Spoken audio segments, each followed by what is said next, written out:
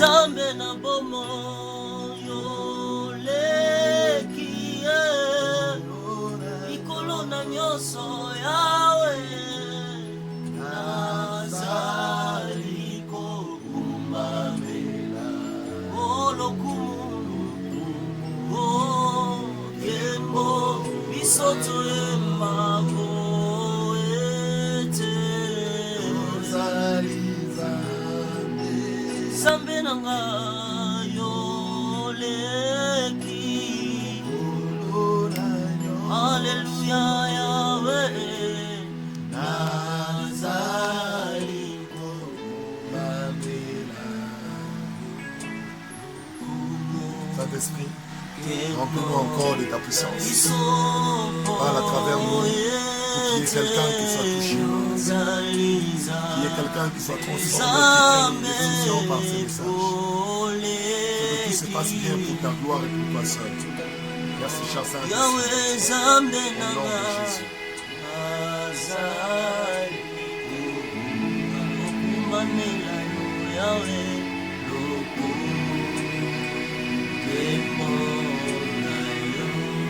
Le nom du Seigneur soit béni.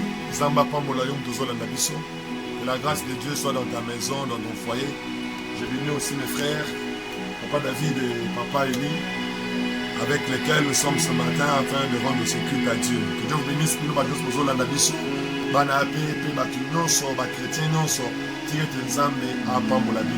au nom puissant de Jésus. Ce matin, nous allons partager, nous sommes dans le livre de Genèse, le chapitre 1, le verset 1. La Bible dit, comme je l'avais dit autrefois, au commencement, Dieu créa le ciel et la terre. Il a créé le ciel et puis il a créé la terre. Alléluia.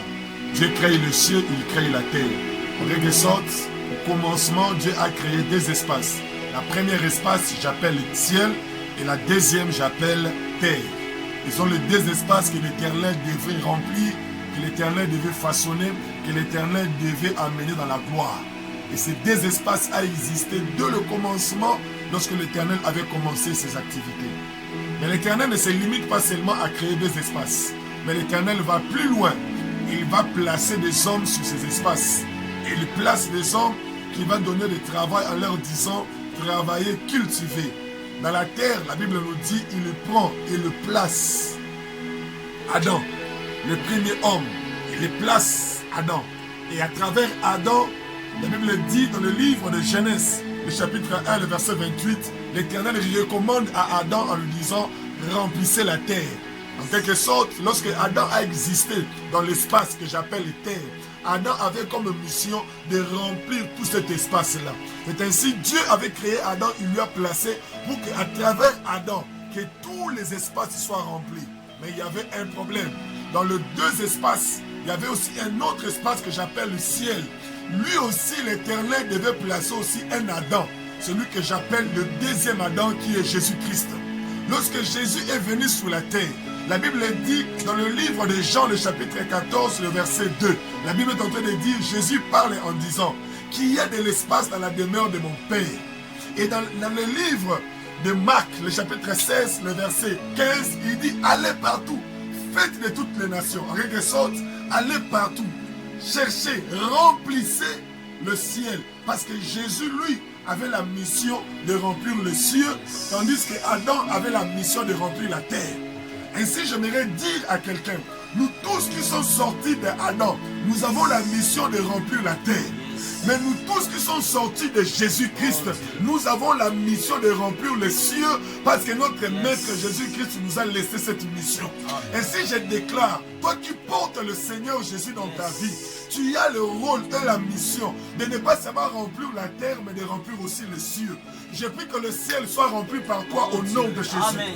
Je prie que le ciel soit rempli par toi au nom de Jésus. Amen. Alors lorsque l'Éternel vient dans le livre de Genèse, le chapitre 22, le verset 17, la Bible rencontre celui qu'on appelle notre père de la foi, Abraham. Il dit à Abraham, Abraham sort, parce que l'Éternel voulait faire une promesse à Abraham. Il dit, Abraham sort. Lorsqu'Abraham sortit, il constata l'Éternel, lui dit, lève les yeux. Abraham leva les yeux, il dit, compte les étoiles. Abraham n'a pas pu le compter. Il dit, telle sera ta postérité. Il lui amène encore vers le bord de la mer, il dit, compte les sables de la terre. Abraham regarda, incapable de compter. L'Éternel lui dit, telle sera aussi ta postérité. En quelque sorte, l'Éternel a amené Abraham au commencement. Dieu a amené Abraham au commencement pour le monter les deux espaces. Abraham a vu le ciel, il a vu la terre que Dieu avait créé au commencement dans le livre de Genèse, le chapitre 1, le verset 1. Abraham a vu le ciel, il a vu aussi ce que j'appelle la terre. Et l'Éternel maintenant dit d'Abraham, Abraham, voici de toi sortira une postérité qui va régner dans le ciel, et de toi aussi sortira une postérité qui va régner sur la terre. Ainsi nous tous qui existons sur la terre, nous qui avons cru au Seigneur, Dieu vient vers nous en nous disant, non seulement que nous devons remplir la terre, c'est-à-dire avoir une postérité terrestre, mais nous avons aussi le rôle de remplir aussi notre postérité qui est céleste. Car aujourd'hui, il y a des hommes qui ont des enfants. Peut-être il y en a 4. J'ai 4 enfants. J'ai 4 ceci. J'ai 5, j'en ai 10. Ce sont des enfants terrestres. Et si je mérite de poser la question, si tu as les sables de la terre, as-tu les étoiles dans le ciel? Si tu as des sables sur la terre, est-ce que tu as les étoiles dans le ciel? Oh, je mérite de dire, la Bible dit dans le livre de Jean, le chapitre 4, le verset 23, la Bible dit, Dieu cherche les vrais adorateurs. Or, Jésus dit à la femme samaritaine, l'heure vient et elle est déjà venue. Ou le vrai adorateur. En quelque sorte, le Père est en train de rechercher. Dans notre terme, dans notre version, on nous dit, le Père demande. En quelque sorte, le Père demande que le ciel soit rempli des adorateurs. Quelqu'un ne m'a pas dit Amen. Amen. J'ai dit, le Père demande que le ciel soit rempli des adorateurs. Yes, amen. Ainsi, l'Éternel a besoin des adorateurs dans le ciel. Amen. Mais qui va donner les adorateurs dans le ciel? Ce sont des Abraham. Parce qu'Abraham a la possibilité de donner des enfants terrestres et de donner des enfants célestes. Yes. Et si je prie au nom de Jésus, Mon tu Dieu. ne donneras pas seulement des enfants terrestres, tu donneras aussi des enfants terrestres célestes. Yes. Au nom de Jésus, Au nom de je prie Jésus. que tu sois le fournisseur de Dieu Mon en Dieu. matière d'adoration. Mon Dieu. J'ai dit, tu seras le fournisseur de Dieu en Yes. matière d'adorateurs. Je prie que dans ta famille, qui sortent des adorateurs, tu donneras à Dieu des adorateurs. Yes. Tu donneras à Dieu des adorateurs. Yes. Je prie pour les AP. Désormais, vous serez des adorateurs. Parce que vous allez monter à la dimension des adorateurs. Vous ne serez plus des hommes terrestres, mais vous allez devenir aussi des hommes célestes. Or, les hommes célestes, je les appelle les étoiles. Lorsque nous lisons encore la Bible, dans le livre de Genèse, le chapitre 26, le verset 3 au verset 4, l'Éternel rencontre Isaac. Il dit à Isaac, j'ai promis à ton père, et la promesse que j'ai faite à ton père, cela aussi est sur toi. Mais il y a quelque chose qui me touche. Lorsque l'Éternel répète les mêmes paroles qu'il avait dit à Abraham, mais cette fois-ci l'Éternel dit à Isaac, je te multiplierai comme les étoiles de le ciel. Il se limite là. L'Éternel ne parle plus de la terre. Oh, mais Seigneur, mais ce n'est pas des paroles, ce n'est pas ce que tu avais dit à Abraham.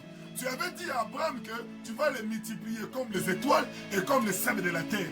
Mais pourquoi moi, Isaac, tu viens me dire que tu vas me multiplier comme les étoiles? L'Éternel ne parle plus de ciel.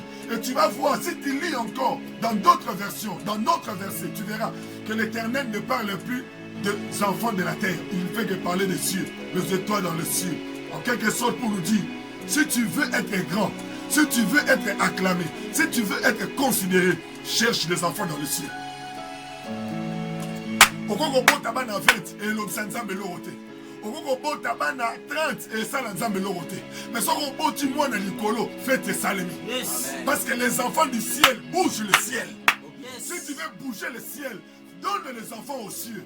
Je prie qu'il y ait des gens qui vont sortir, qui vont bouger les cieux, parce que désormais, il va faire que moi, na oya bota na mabele, azo koma pe ya likolo. La bibana na yo ba koma ba na likolo. Mobali na yo akoma pe ya likolo. Basi na yo, mwasi na yo akoma pe ya likolo. Je le déclare au nom de Jésus.